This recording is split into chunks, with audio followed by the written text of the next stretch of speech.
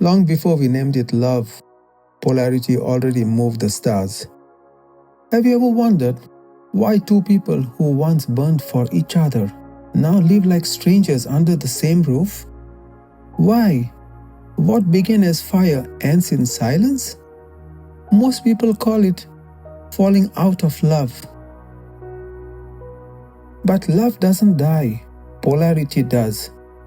Every relationship rests on one law. When polarity lives, love thrives. When polarity dies, love collapses. This law was written long before psychology.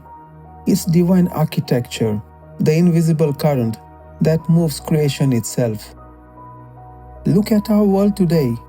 So many relationships begin with intensity, only to lose it in months or years later.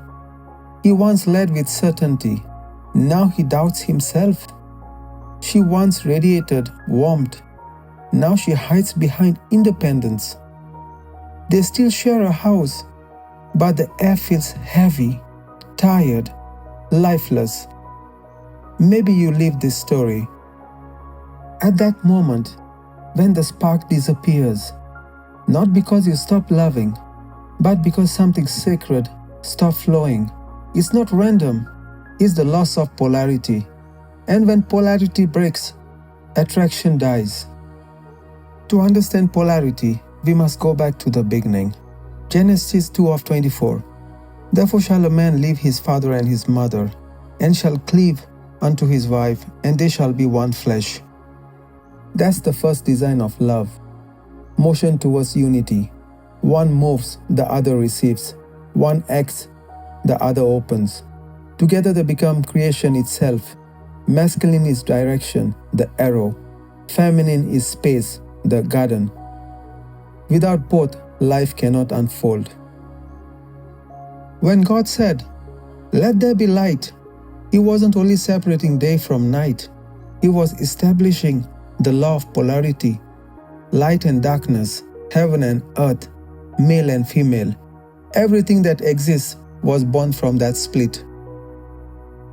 Every sacred tradition remembers this truth. In Kabbalah, the tree of life stands on two pillars, the right pillar of mercy and the left pillar of severity, force and vessel. If either collapses, the entire structure falls.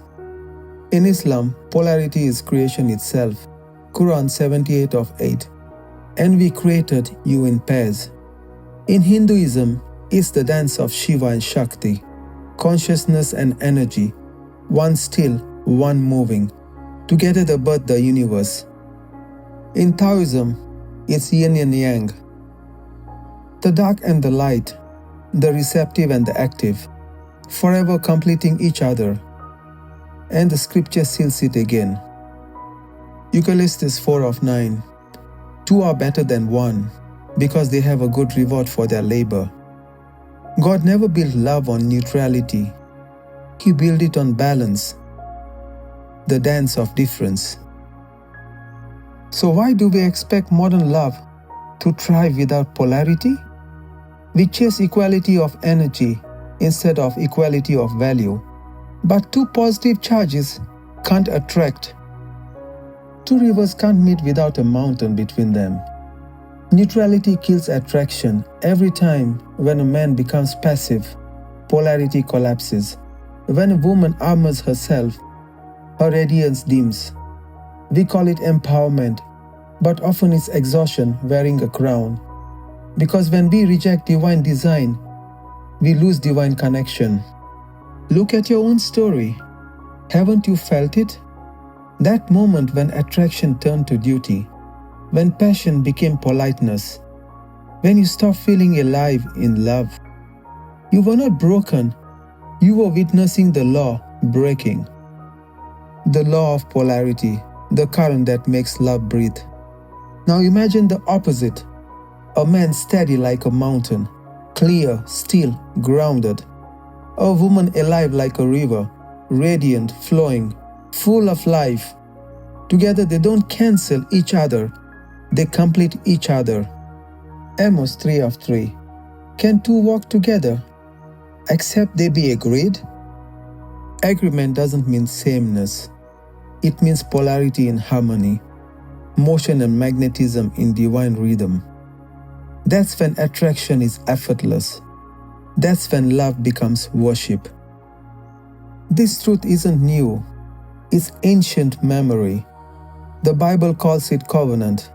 Kabbalah calls it the balance of the pillars. Quran calls it pairs. Hinduism calls it union. The Tao calls it harmony. Science calls it polarity of charge. Everything that exists depends on opposites dancing. Without that tension, there is no creation, only chaos. And that's why polarity isn't preference, it's law. It's the breath of life moving between man and woman, heaven and earth, light and shadow.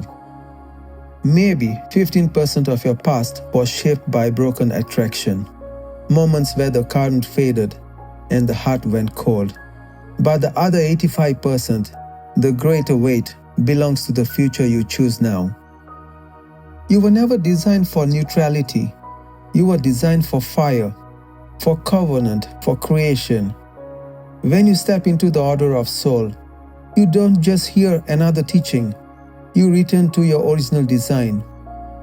You remember who you are, man, woman, presence, polarity. And from that moment on, you never ask, why did the fire die?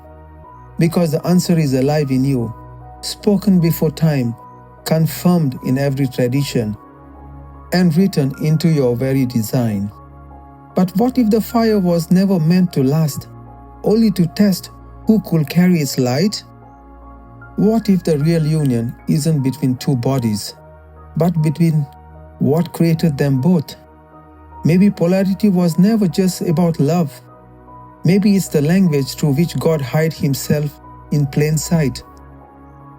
So if this spoke to something deep within you, stay, subscribe, because this is only the beginning.